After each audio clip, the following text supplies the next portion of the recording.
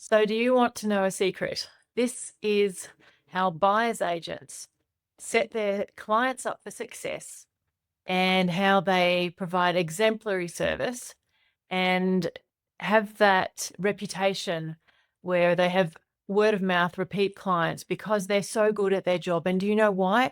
It all starts with having a series of questions like this at the first meeting.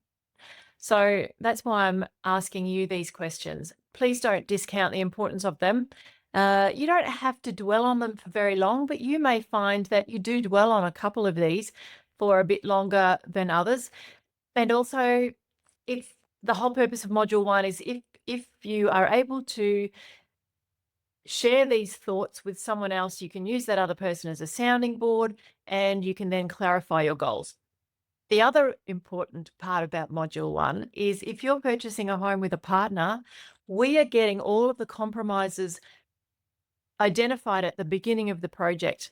What I mean by compromises is you can't have everything you want. And also, partner A might want this and partner B doesn't want that, they want this.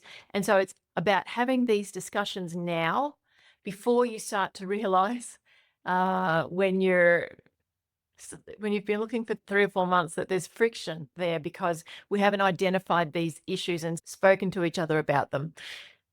So module one is all about identifying and uncovering potential causes of conflict. Starting with, describe the properties you've seen that you like.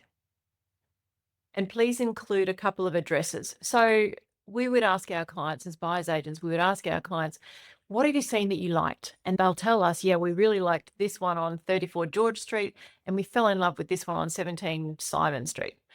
And great, as a buyer's agent, that allows me to then go and investigate those homes and then say, well, what did you specifically like about them? And how many properties have you tried to buy? Sometimes people have said, look, we've tried 3 times and we keep missing out. And that's why we're hiring a buyer's agent. We're just getting a bad taste in our mouth. We're fed up. We haven't got enough time anymore.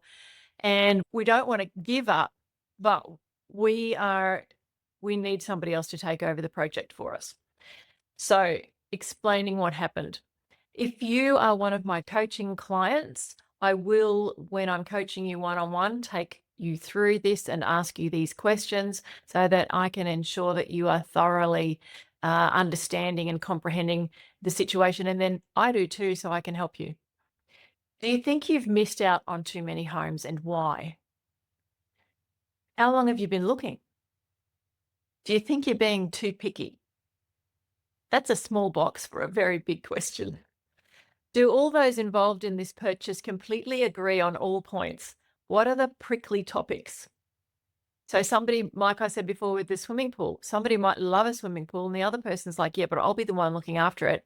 And last time I had a swimming pool, nobody swam in it. It was a waste.